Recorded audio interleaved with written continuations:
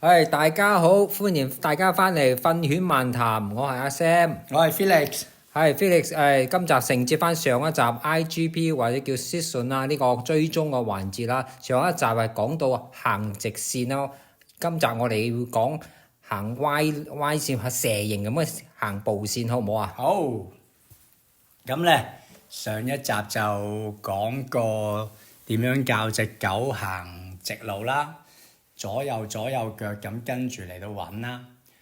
咁呢一個level 咧，當你做到譬如你一開始行嘅30步啦，咁我哋會慢慢將呢個長度咧增加嘅。你會視乎翻嗰隻狗嘅進度啦。咁如果你每一次嘅訓練都係成功嘅，嗱，點為之成功咧？咁就要睇幾個元素啦。第一咧，嗰隻狗佢係永遠都係將個鼻貼住喺個草地度聞嘅，佢唔會惡高個頭啊，東張西望啊，受到干擾嘅。第二咧，佢係會跟住你嗰個步伐嚟到揾啦，唔會亂籠啦，唔會離開嗰條線啦，即係佢唔會去揾一啲你冇踩過嘅地方啦。第三咧，佢唔會掉頭啦，即係唔會無啦啦咁，應該嗰下一步係往前去噶嘛，佢唔會無端端咁話180度轉翻頭翻嚟做一啲冇意思嘅嘢啦。咁當佢有呢幾個元素嘅時候咧，你就會每一堂咧都增加嗰個距離。咁一開始可能你踩到第30步，你先會打個窿，擺嗰個食物盒同埋嗰個失物落去啦。咁可能咧你通常我一個禮拜咧一個狗仔，譬如8週大到10週大啦，即係2至3個月大呢個時間啦，呢個年紀啦。我大概每個禮拜會訓練佢3日到5日，咁視乎嗰隻狗對追蹤嘅興趣而定嘅。咁因為你有好多時，你每一隻狗咧，你要同佢慢慢磨合嘅。你同佢互動得多、接觸得多、訓練得多嘅時候咧，你就會知道每一樣嘢訓練嘅密度應該係每個禮拜訓練幾多日係最好嘅。有啲訓練得太多嘅時候咧，可能佢會厭倦啊。但係有啲訓練得太少嘅時候咧，佢覺得唔夠喎，佢下一堂可能好飢渴咁樣喎。咁所以每一隻狗唔同嘅，咁可能就係你要睇翻嗰隻狗嘅需要嚟到定啦。咁我就會慢慢將呢個距離嚟到增加啦，由30步可能變到35步、40步、45、50咁一路上啦。咁未必一定要5步上嘅，我10步都得。咁呢一個唔重要啦，最緊要係咧，我係循序漸進。我唔會譬如由30步話一跳到100步嘅，咁你唔會走嗰個一步登天咁樣啊。你會俾嗰隻狗有時間去適應啦。咁同埋暫時咧，我係唔會改嗰個訓練嘅環境嘅。我見到呢一片草地咧係適合嘅時候，嗰隻狗嗰個每一次個狀態好，做出嚟嗰個效果係成功嘅話咧，我暫時係唔會改呢個訓練場地嘅。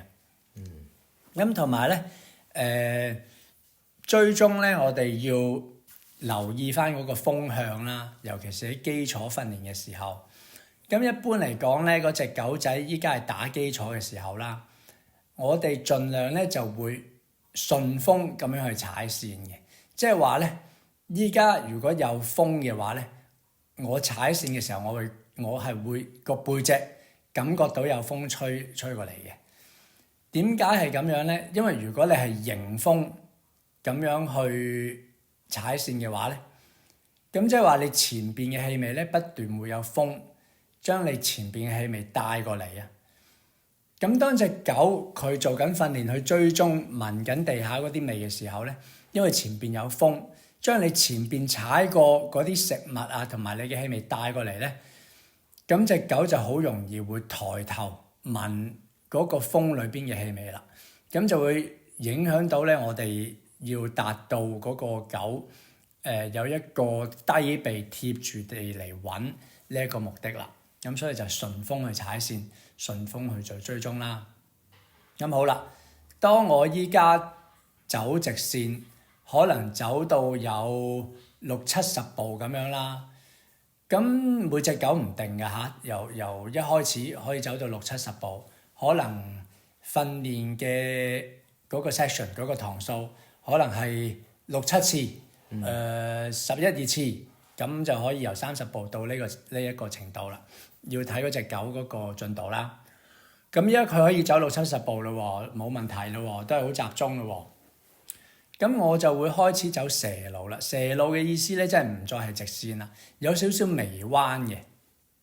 但係呢一個彎嘅角度咧，有一啲條件要達到啦。第一咧，你唔會走一個好窄嘅彎，意思就係咧畫一個少過90度嘅彎啊，好窄㗎，我唔會嘅。盡量依家我走啲彎咧係一啲微彎，譬如話一個110度嘅彎，120度嘅彎，嗰個角度比較大嘅，唔會話一好窄咁樣嘅彎啊，唔會走，因為嗰個要求比較難啊。同埋你一開始你就走呢啲咁窄呢咁嘅尖角彎嘅時候咧，隻狗嗰個基礎未打好，你就咁樣搞咧，好容易隻狗會你教佢 U-turn 啊，你教佢翻轉頭，咁就會出好多問題㗎啦之後。咁所以依家我走個彎嗰個彎度係好細嘅啫，即係個角度大，但係嗰個彎度嘅幅度好細嘅啫。咁我可能咧會先踩咗條線，咁啊往前行個5-6步啦，咁然後向左偏少少，又向右又偏少少咁樣啦。咁呢一種叫蛇路啦。咁仲有另外一個元素咧，我要喺追蹤同埋追蹤以外去訓練嘅，就係教隻狗咧慢慢咁行啊。因為之前我講過啦，賽制嗰度佢雖然冇限制速度啦，佢只係寫你嗰個狗由頭到尾嘅追蹤嘅速度咧要一貫嘅，要保持同一個速度嘅。咁但係為咗令到隻狗準確唔會出錯咧，大部分嘅選手都係會教佢嗰個狗走得好慢嘅啦，慢慢咁揾，咁先至容易做得精準嘅。咁我會其實咧，我訓練追蹤、服從同埋護衛3部分之前咧，我都會做一個熱身嘅準備嘅。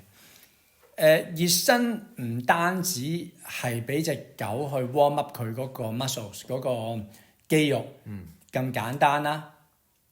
其實最主要咧，你係準備嗰隻狗個情緒同埋佢嗰個頭腦進入你所需要嘅工作狀態嘅。咁譬如追蹤嘅工作狀態咧，我要嗰隻狗咧係冷靜、慢、頭腦清晰。我唔要佢好興奮、好激動嘅。但係服從咧就相反啦。我要嗰隻狗咧對我好專注啦，追蹤唔係，我要隻狗對草地嗰個地面好專注啊。但係服從，我要隻狗對我好專注啦。我要佢對我個反應好快啦，喺服從裏邊，同我有好多互動啦。而咬步嘅訓練之前嗰個準備咧，可能我要隻狗嗰個火出嚟啦，嗰種 aggression 出嚟啦，嗰種攻擊性出嚟啦。咁所以三個環節嘅準備係唔同嘅。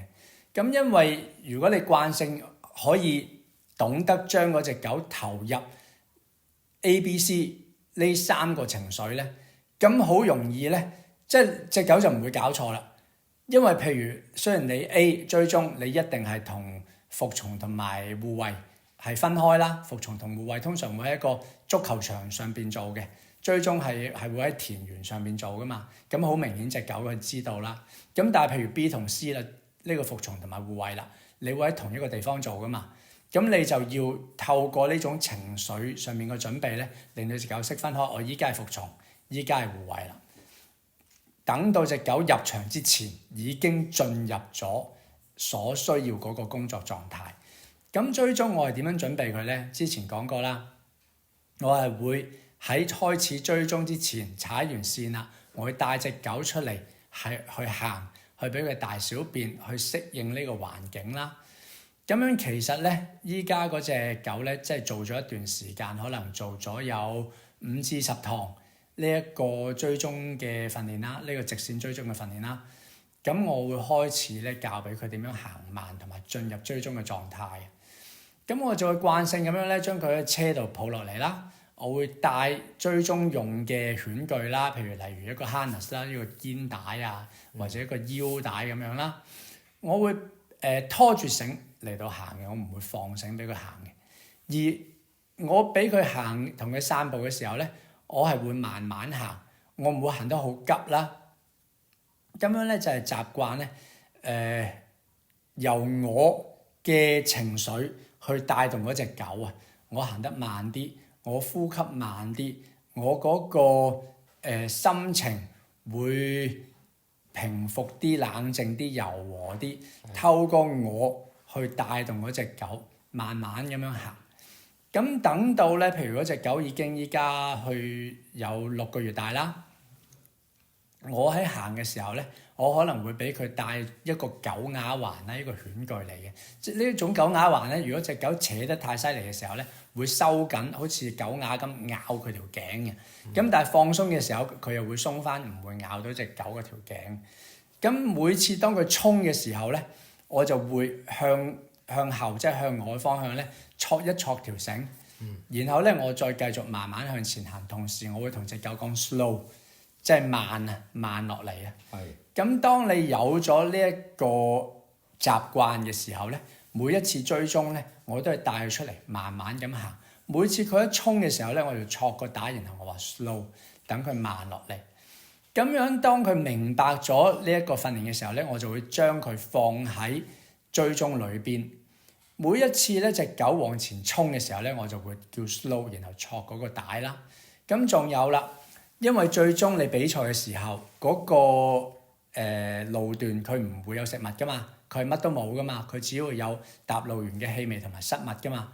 咁我點樣過渡到從每一步都有食物去到最終冇食物咧？其實我係慢慢減嘅。咁當隻狗訓練到依家直線可以走60-70步嘅時候咧，我就會開始減食啦。咁點減咧？譬如一開始每一步都有嘅。咁依家我減咧，我可能會減10%，10%。但係咧，我係分開嚟到減嘅。咁容易啲計啦，因為我數口唔係咁好啊。咁啊，當我哋依家行100步啦，行100步10% 冇食物嘅，咁即係100步裏邊有10步係冇食物啦。但係呢10步咧，我係分散咁樣冇食物嘅。我可能會行到1、2、3、4、5、6、7、8、9、10。第10步係冇食物嘅，跟住然後1、2、3、4、5、6、7、8、9、10又行10步，行到第11步冇食物嘅。咁點解咧？因為如果每次我都第10步冇食物嘅時候咧，就變咗一係左腳，一係右腳。咁所以我要有一個變化，有時係左腳冇食物，有時係右腳冇食物，等隻狗唔會預知到啦。咁樣咧，我慢慢將嗰啲食物咧去減啦。一路咧，每一次可能我每幾堂就會譬如依家我訓練5堂，呢5堂咧我只會減10%嘅啫，然後再訓練嗰5堂咧，我可能減15%咁樣嘅食物啦。慢慢一路訓練上去咧，到最終咧，可能我放嘅食物只係集中喺嗰個失物嗰度啦。咁由於咧時間嘅關係啦，咁今日就講到呢度先啦。係啦，下一集繼續精彩。好，拜拜。拜拜。